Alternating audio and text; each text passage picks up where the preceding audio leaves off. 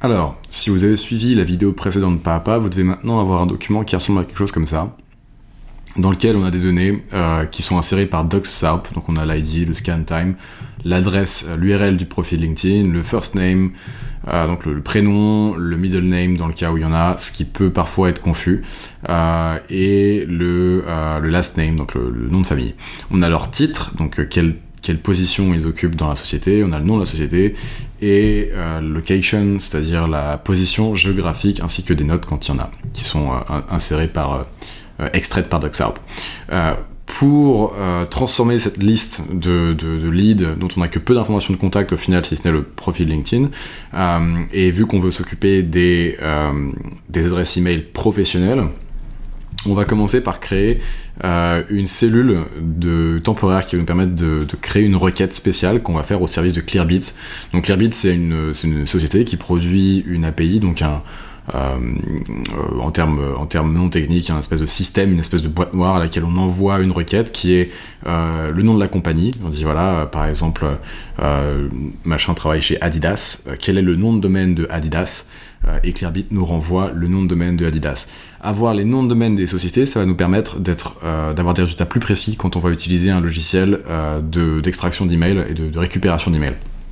Donc, on va commencer par créer une colonne qu'on va appeler Clearbit Request, et dans cette cellule, on va rentrer la formule suivante, donc concatenate, qui en fait va joindre deux morceaux de chaîne de caractères. La première chaîne de caractères, vous y touchez pas, ça c'est l'adresse de l'API Clearbit, donc la boîte noire dont on a besoin en fait pour extraire le nom de domaine de la société en fonction du nom de la société, et à la place de A1 que j'ai ici, on va mettre la cellule qui correspond au groupe de société, c'est-à-dire H2 dans mon cas, et en l'occurrence je crois que ça n'a pas marché, voilà, donc H2,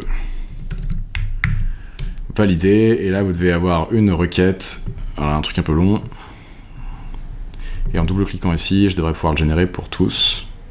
Une fois que vous avez généré ces URL, du coup, on va créer un script. Donc là, pour le coup, vous n'avez rien besoin de savoir développer, vous allez juste copier-coller. On va utiliser un script qui va utiliser cette adresse-là pour extraire le nom de domaine de la société. Donc on va créer une nouvelle colonne qu'on va appeler domain.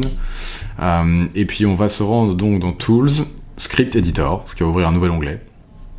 Et dans ce script editor, on va l'appeler extraction de domaine, par exemple. Et on va copier-coller le bout de code que vous allez trouver dans l'article. Donc on remplace function myFunction par la fonction fetch, qui va en fait s'occuper de faire le travail d'aller chercher chez Clearbit l'adresse, le nom de domaine de la société en utilisant cette adresse-là. Et donc du coup ici, on met égal fetch, qui est la fonction qu'on vient de créer, et on rentre la cellule. Et à partir de là, on va avoir certaines cellules qui vont des erreurs, du coup on va même améliorer la formule. If error, boom. Ce qui permet de ne pas avoir de message désagréable. Puis on double-clique sur le petit carré encore une fois, et on laisse Google travailler. Et Google va travailler et va sortir des adresses de domaine. Certaines seront fausses. Il faut savoir que c'est un travail qui va être sur la quantité. Donc certaines adresses seront fausses, seront à retravailler, mais il y a quand même un paquet d'adresses qui vont être bonnes et qui vont permettre d'augmenter le nombre d'emails qu'on va réussir à trouver en fournissant plus d'informations à des outils comme Hunter qu'on va voir juste après.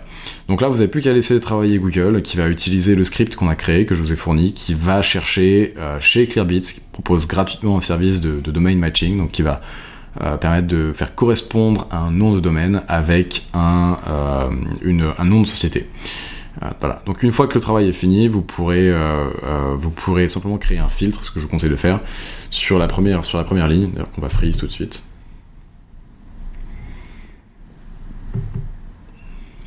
Je vous conseille donc de créer un filtre ici. Et à partir du moment où vous avez un filtre, vous allez filtrer et ne sortir que les sociétés qui ont un nom de domaine qui est entré, ce qui va vous permettre d'avoir des résultats plus de performance sur l'extraction. Et ce qui ne vous empêche pas, bien sûr, derrière de refaire des extractions, de refaire des vagues de prospection, des fichiers de prospection avec des sociétés qui n'ont pas, dont le nom de domaine n'a pas été découvert, ou de les remplir manuellement, les noms de domaine que vous n'avez pas.